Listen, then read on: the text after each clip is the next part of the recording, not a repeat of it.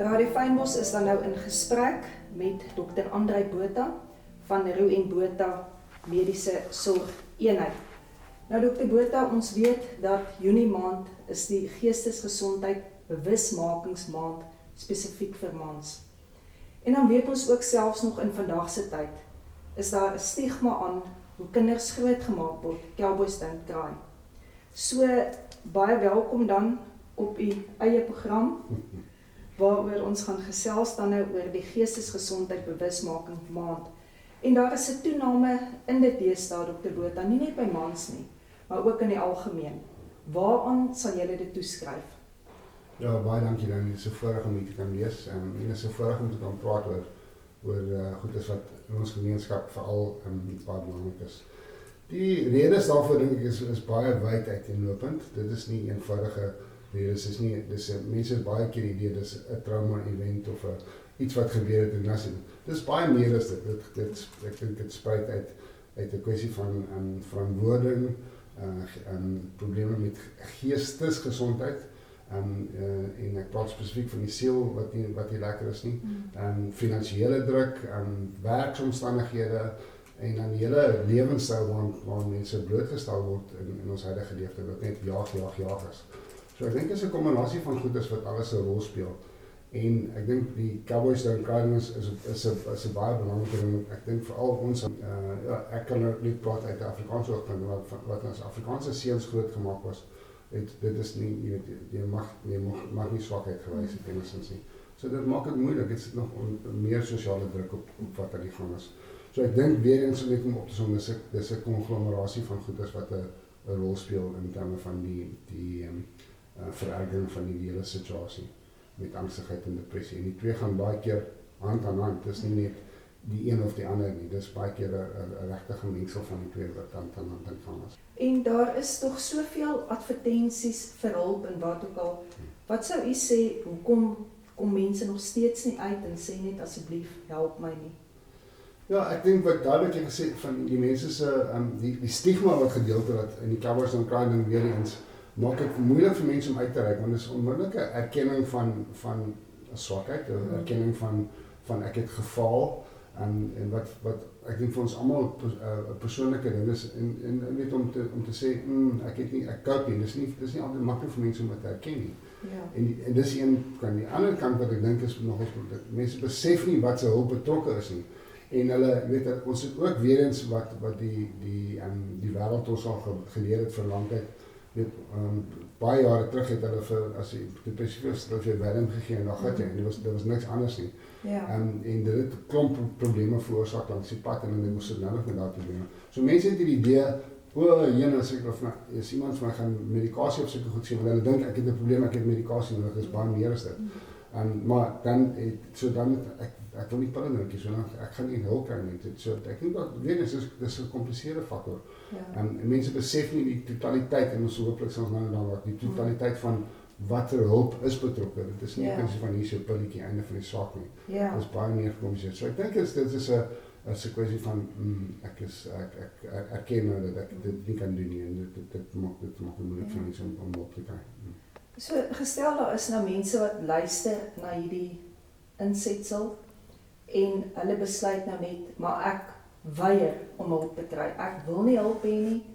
Wat sal dan amper kan jy sê die prognose van so 'n persoon wees?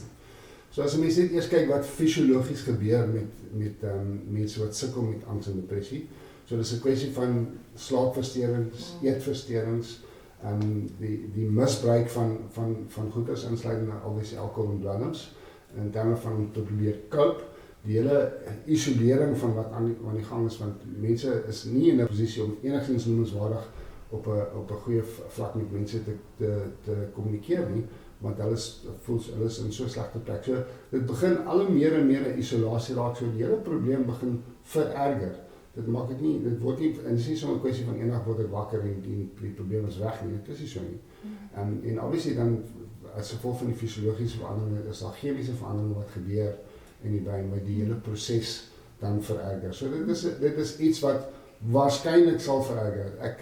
As ons net praat uit 'n geestelike aspek, daar's baie mense wat my sê, maar weet ek het daaroor gebid en dis nou uitgesorteer. Ek vat nie weg van wat kan gebeur nie.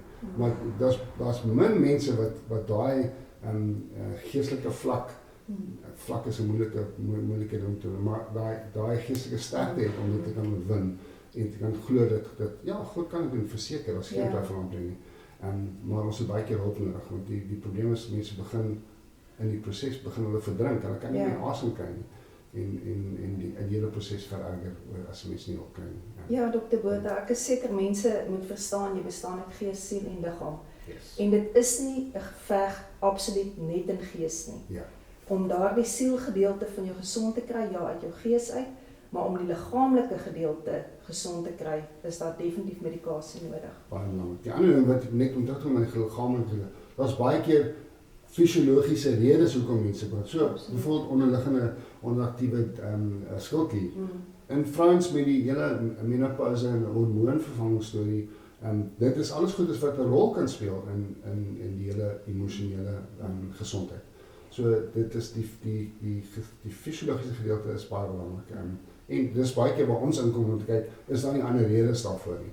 Om dit nie sê, dis maar net 'n geestelike storie. Daar baie keer is daar fisiologiese redes daarvoor. En dis waar ons inkom hooplik om te kan uitfigure of daar enige probleem is of nie.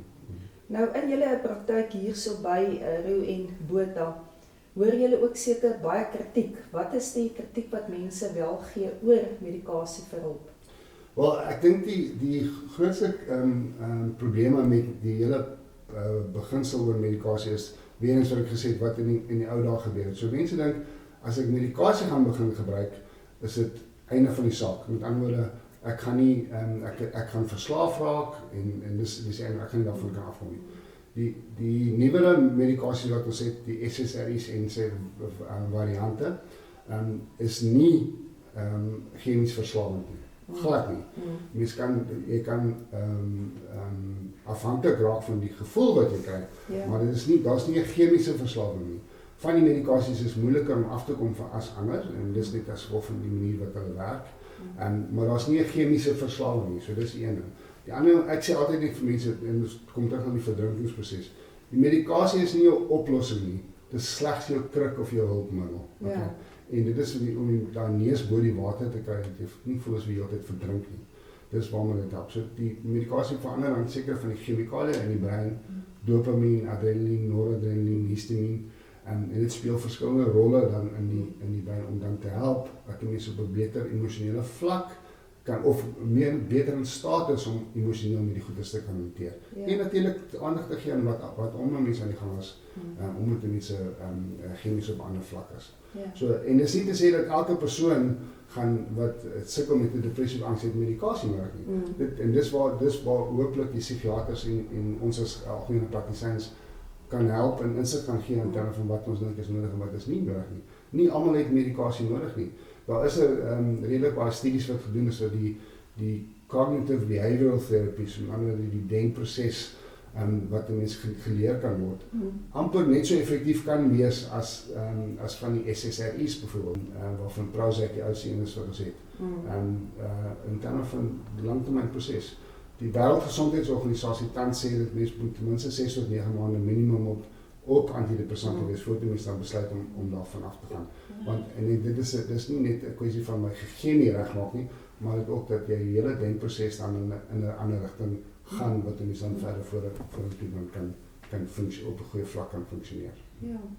Nou, hoewel dit dan nou Junie maand die mans geestesgesondheidsbewusmaking maand is, gaan daar mense wees wat ek vertrou werklik saam met u gaan luister na hierdie uittreksel. As hulle daar buite is en hulle kom agter, goed, hierdie angs versmoor my. Hierdie depressie het regtig die oorsaak, ek sien nie meer kans vir die dag van môre nie. Waar begin so iemand? Okay. Daar's 'n paar plekke waar mens kan begin. Die program wat by Kewel aan die gang is, of al 'n hele rukkie lank aan die gang is aanvanklik deur psigiater Dr. Naidu en Margie Lou, wat van Silvas weet dit was hulle idee gewees om te begin. En dit het nou heeltemal uitgebrei na 'n proses van psigiater, primêre sielkundige, ondersteunende sielkundige, arbeidsterapeut en ons ook 'n maatskaplike werker betrokke indien nodig. En dan die algemene praktisyn wat ook dan betrokke is. So, mens kan begin by enige van daai plekke. Jy kan begin by sielkundige, wie ook al jy gesien het of wil sien, of by jou algemene praktisyn, en hulle kan dan vir jou in kontak sit met Kewal, dat mense die program kan goed. Daar is Dr. Naidu dan het 'n aanlyn verwysingsvorm wat mense wat as algemene praktisyn vir hom stuur, en dan kontak hy gewoonlik aan die pasiënt en die sielkundige is ook met hom, dan kontak hy die pasiënt en alles word dan gereël daarom. Dit is net belangrik om te weet dat die mediese fondse betaal wel vir die program. En dis so dat Dr. Naidu dryf die hele program deur Allied Minds, as die oorkoepelende praktyk wat dit beheer. En alles word gereël dat die mediese fonds dan vir die mense hulp gee. Ja. So die antwoord is begin by jou primêre sorg, het sy of dit die sielkundige is of jou algemene praktisyn is. En vir hulle sê dit is ek het graag hulp nodig, kan jy my verwys asseblief, ja. Het nou so vinnig geraak ook in die begin van ons gesprek aan simptome. Maar as iemand daar buite sit en hulle het net hierdie gevoel van bangheid, vrees, wat is werklik die simptome wat met angs gepaard gaan? Of hulle sal net sê, ag weet jy wat, ek voel net te neergedruk. Dit is net sommer vir my donker alles om my.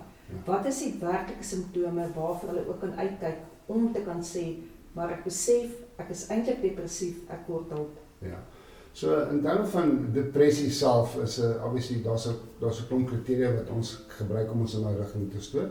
Fisiologies dink ek is die belangrike goed, so wat ons genoem van die slaapversteurings, eetversteurings of te veel of te min, geen energie nie, geen dryfkrag nie, sukkel om te konsentreer, en dan obviously die mense verhoudings wat betrokke raak, die gebruik dan van ander krukmiddels, krukke, het sy dwelms, alcohol, al daai krukke wat mense gebruik om, en dit gaan baie goed as gaan alles oor serotonien, om die serotonien vlakke te verhoog, om beter te voel, maar obviously weet ons, dit is nie 'n langtermyn oplossing nie. So dit is die fisiologiese simptome. Depressiewe gemoed is dan obviously baie belangrik, en dan obviously in die ekstreme gevalle kan ek nie meer hiermee ander nie, ek het nodig om te ontsnap. So dit is vir ons, ek het vir 'n pasiëntjie wat vanoggend met my gepraat het langsam, toe ek sê, dis môre is 'n week verby, sê reg maar so, sy sê ek kan maklik nog 'n week bly. So dit is net die effek wat so mens moet aandag gee van wat is die pad vorentoe. So dit is nogals belangrik. In terme van angstigheid kan net 'n onderliggende angs wees, of anders is die erge angsversteuring, so dat is in Engels 'n generalized anxiety disorder, is baie meer. Dit gaan van hartklopping, sweet, mense ek is besig om 'n hartaanval te kry. So die ekstreme daarvan kan wees met die angs, die simptome van angs. Maar dit is dan gewoonlik episodies, dis nie dat dit die hele tyd so voel nie. So die angsversteurings vir die algemeen is maar net 'n ongeluk, weet 'n angstigheid oor die algemeen. En bang vir alles. So. Maar dit is bietjie meer gecompliseerd, om as net daai paar punte wat ek vir in 'n absolute gesprek met hulle sal hulle dan nou werklik gediagnoseer kan word volgens dit.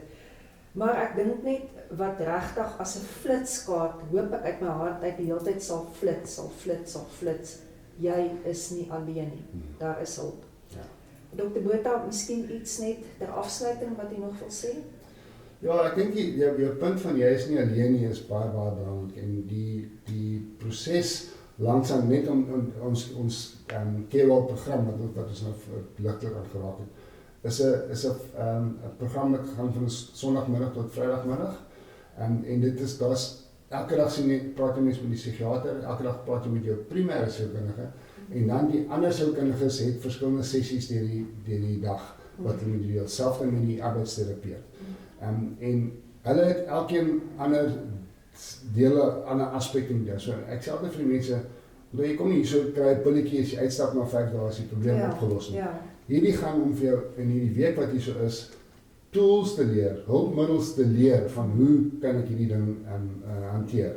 En ek dink oor die algemeen het ons baie goeie terugvoer oor oor die effektiwiteit van die program. En dan wanneer jy uitgaan na 5 dae, is dat dan sal die psigiater en die primêre sielkundige dan opvolg met jou om te hoor hoe dit gaan. En obviously kan mens ook nou terugkom na die algemene praktisyn toe wat jy hanteer het, om dan te help daarmee. En dan dit is 'n proses dan want onthou dat as jy hierso leer is net hierso is jou hulpmiddels. Dis wat beskikbaar is tot jou en anders aan. En ek voel die soos ons genoem het die geesgedeelte is ook baie belangrik. Ons is almal uniek in die sin dat en ongelooflik waardevol, want dit is iets wat mense baie meer sukkel met die persone wat sukkel met depressie, dan is dit hulle voel hulle is absoluut useless. En dit beteken niks vir niemand nie. En vir my baie belangrike deel is net om vir mense te sê, maar hoe belangrik is jy? Hoe spesiaal is jy? Ek meen, net die feit dat ons praat heeltemal weg van die sekulêre wêreld af, maar die feit dat iemand gekies het om vir jou te sterf, sodat ons verlos kan wees van alles. Ek dink dit is ongelooflik belangrik. So die geestelike gedeelte is my ook belangrik. Om verder vorentoe te gaan. Ons is mind, body en soul. So die mind gedeelte sal ons hopelik aan reg met sielkundiges en psigiaters, die body gedeelte in terme van medikasie of iets anders aan. Maar die siel gedeelte is baie belangrik en daai driehoek is ongelooflik belangrik. Sonder enig van daai 3 punte gaan ons vasbrand. Ons gaan nie 'n oplossing kry lanktermyn nie. So dit is baie belangrik dat mense daai deel so ek sê baie keer vir mense om seker te maak dat hulle inskakel met een van die geestes, iets vir 'n selgroep is of 'n kerkgroep of enigiets, om te help, want dit is nodig om dit te supplementeren. Supplementeren is misschien de regte woord, maar te vervolmaak, dink ek, dis belangrik. Dit is absoluut, en net om Jesus se woorde ook aan te haal, wat hy gesê het, hy het gekom sodat ons lewe en oorvloed kan hê. Ja, en dit so baie keer word mense in selfons en waar jy meer wat ek gesê het, maar my doel is om julle te prosper you en te sorg dat alles goed gaan. Dit het wat die Israeliete in Babylon gesê het, maar hulle is eers 70 jaar later uit Babylon uit. So ons dink, mense sê vir jou, dis wat vir jou op die plan is. Maar ons het baie keer nodig om 'n pad te stap. Ons het nodig om 'n pad te ervaar, om te kan sien wat die kant is. En die skrif sê vir ons dat vir die wat van lief is, werk alles ten goeie mee. Absoluut. So ons as ons in 'n moeilike situasie vind, dis nou die einde van die saak. Ek is dis useless. Ek het nou 'n oplossing nodig. Maar wat het ons nodig om te leer in die proses? Ek sê baie keer ook vir mense, onthou ons om by 'n berg op te klim, moet mense baie keer oor 'n rivier gaan. Dit beteken mense moet op klippe spring om oor te kom, voordat mense die berg begin opsit. En mense het nodig om hierdie goedes te so die hele proses van mense hulp en waar mense moet vashou is nogals belangrik. Nou ja, as jy nou in die spieël kyk en jy voel jy is nie meer lief vir jouself nie, jy voel dat jy ook nie meer waardevol is nie en jy weet daar is soveel vrees in jou lewe, moenie daar bly nie, moenie net in daardie beeld vaskyk nie. Ons kan jou die versekering gee hierso by die praktyk, by Dr. Roo en aan Dr. Botha se spreekkamer, gaan jou lewe aangeraak word en verander word. Ek is hier in gesprek gewees met Dr. Botha en ek kan net vir jou sê, hierdie mens het 'n hart. En vir my is dit altyd belangrik, as iemand 'n hart het, dan wil hulle ook hê dit moet in jou hart beter gaan.